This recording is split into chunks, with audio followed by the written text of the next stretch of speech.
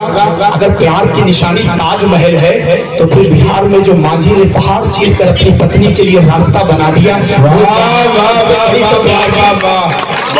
Knowledge, बढ़िया बढ़िया बढ़िया। अरे अरे उससे बड़ी प्यार। वाह वाह वाह वाह वाह वाह। उन्होंने दांत तोड़कर जीभ काट ली, दांत तोड़कर जीभ काट ली, दोनों आंखें फोड़े थे, लहू देह से निकल रहा था, फिर भी थक न छोड़े थे।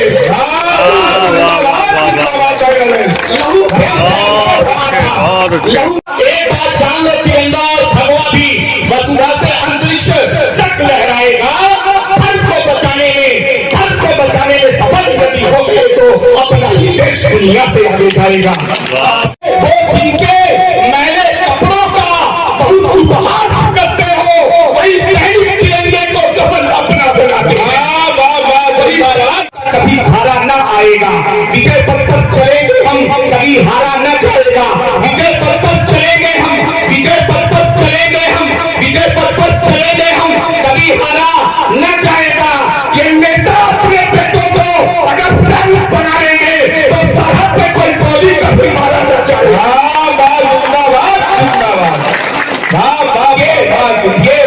ये नेता अपने बेटों को अगर सैनिक बना लेंगे तो सरहद पे कोई फौजी कभी मारा ना जाएगा। मोहब्बत में जहर की बूंद का किरदार ना होता। युवा साथी बैठे हैं, एक बात के साथ समर्थन कीजिएगा।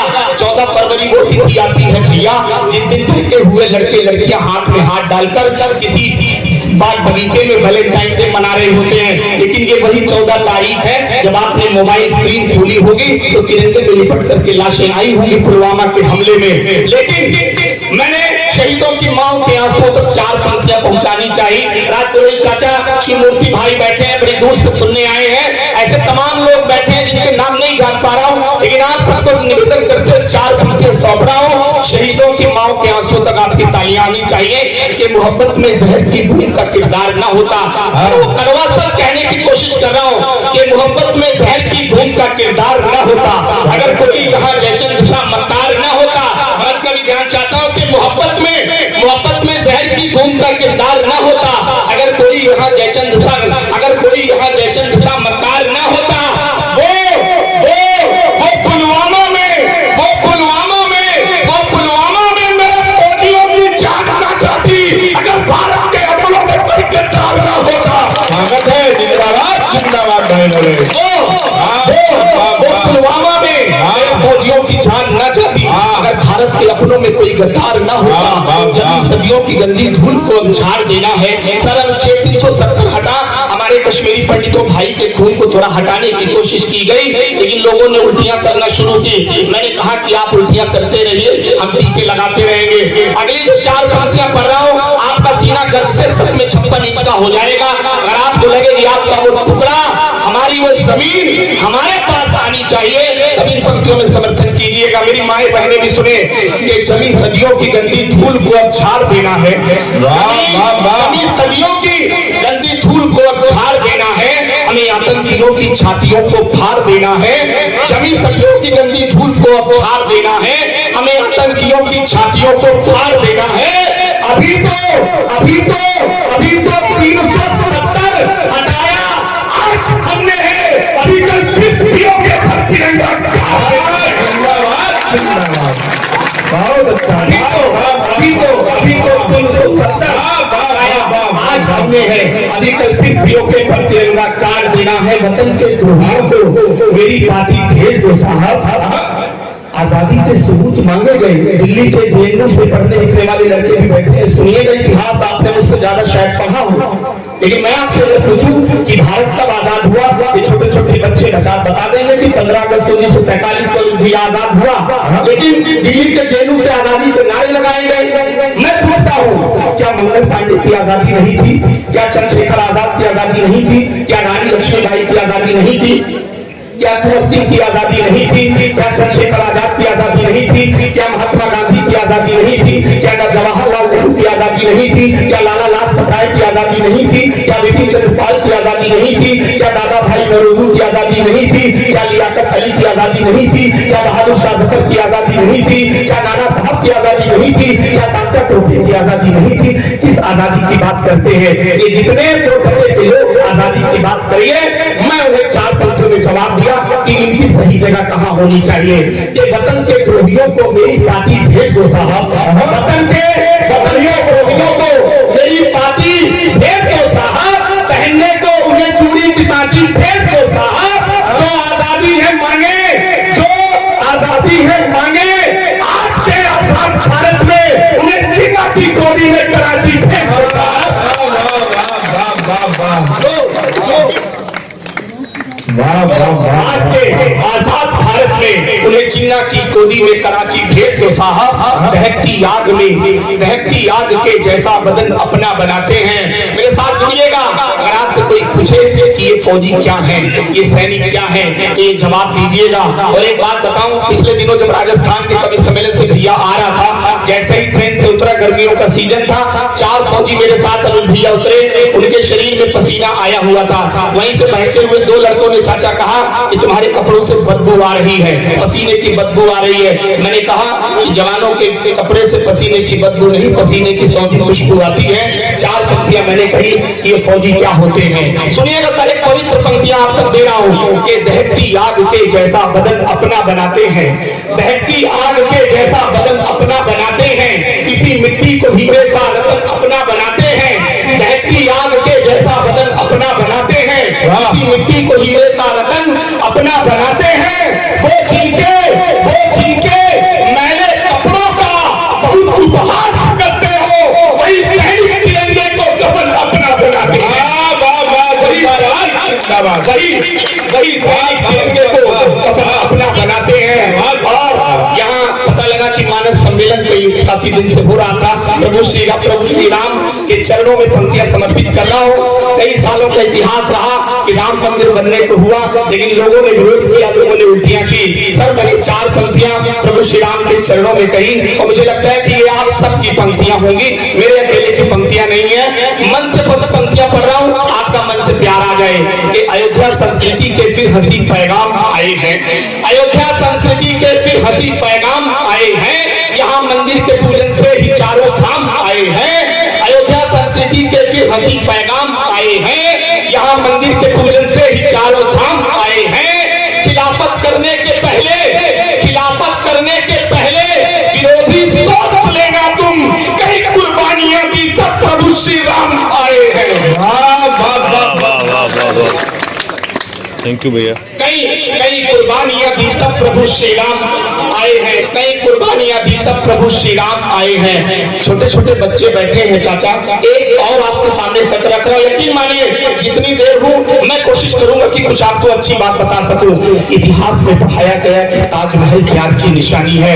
मंच का भी ध्यान चाहता हूं इन पंक्तियों पे। संतोष भाई बहुत अच्छे आपके रचयिता है, मैं आपको ये पंक्तियां समर्पित कर रहा हूं कि पढ़ाया गया कि ताजमहल प्यार की निशानी है। लेकिन मेरे युवाओं, आपने मोबाइल की स्क्रीन पे अक्सर देखा होगा, अगर प्यार की निशानी ताजमहल है तो फिर बिहार में जो मांझी ने पहाड़ चीर कर अपनी पत्नी के लिए रास्ता बना दिया,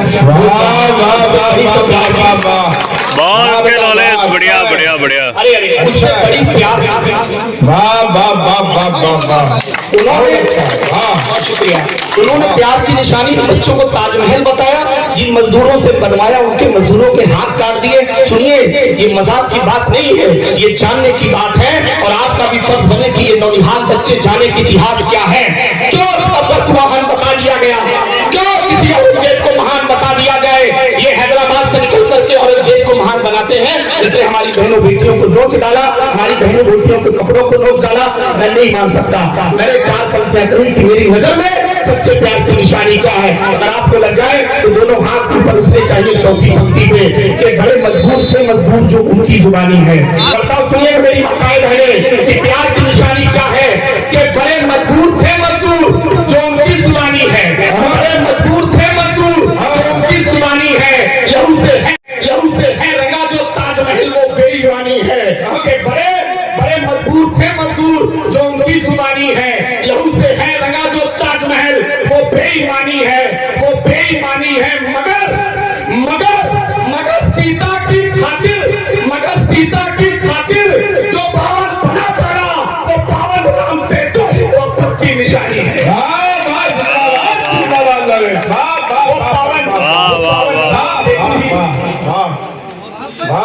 वाह वो वाह पावन नाम सेतु ही मोहब्बत की निशानी है। और 4 पंक्तियां पढ़ने की कोशिश करता हूँ।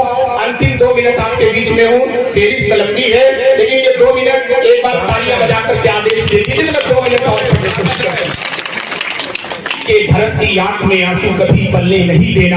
ये पवित्र पंक्तियां चाचा सुनिएगा कि मैंने राम तक आपकी बात पहुंचाई, माता जानकी तक ये 4 पंक्तियां पहुंचा रहा हूं कि भरत की आंख में आंसू कभी पलने नहीं देना, प्रभु श्री राम को वनवास में चलने नहीं देना।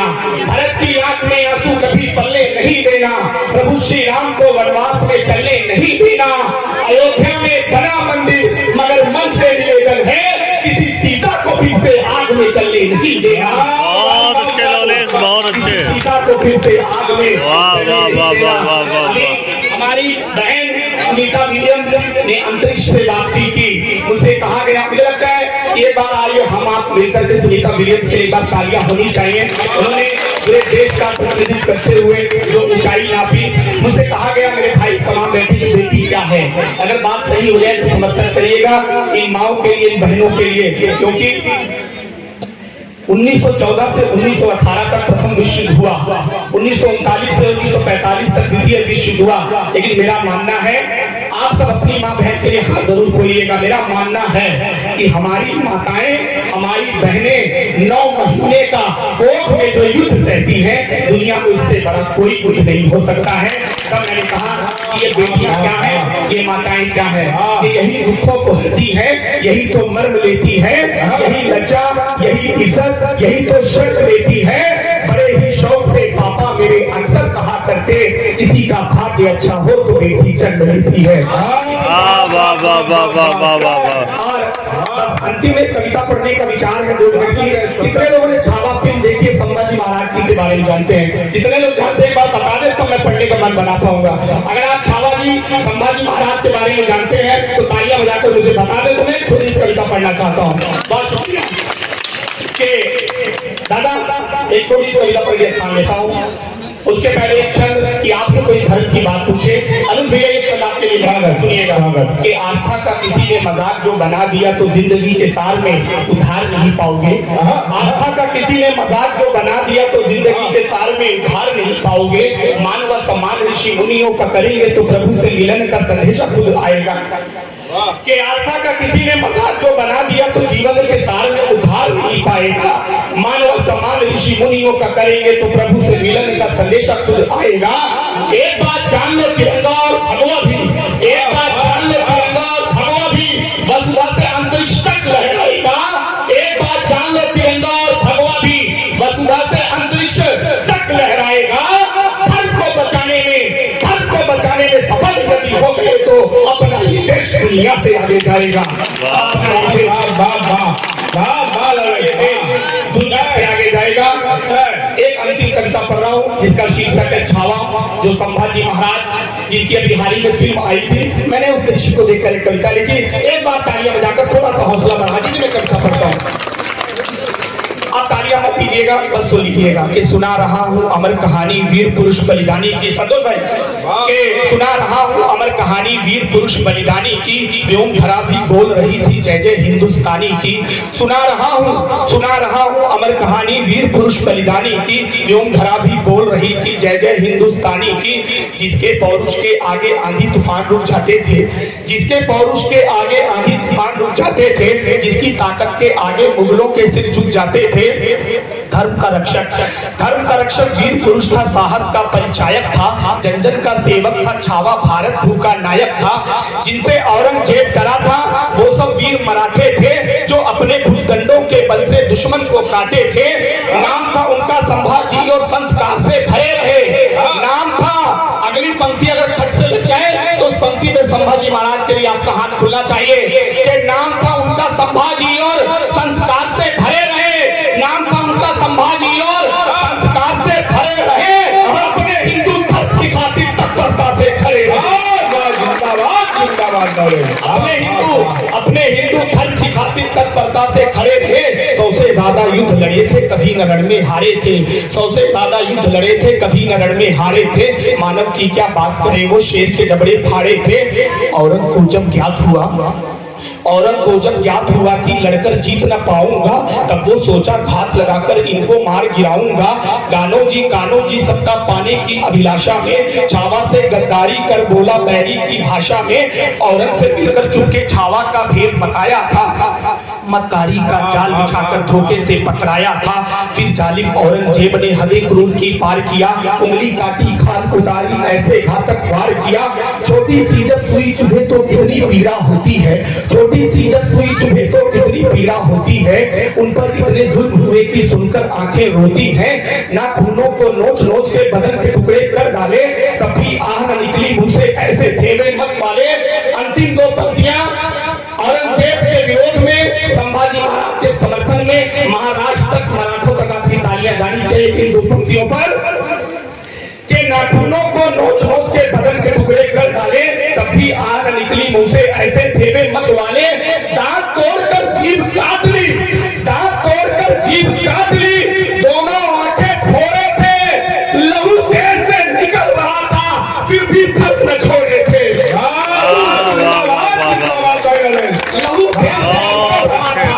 लहू देह से निकल रहा था, फिर भी धर्म न छोड़े थे। भुजा में ताकत आंख में शोले, हाथ खड़क व भाला था।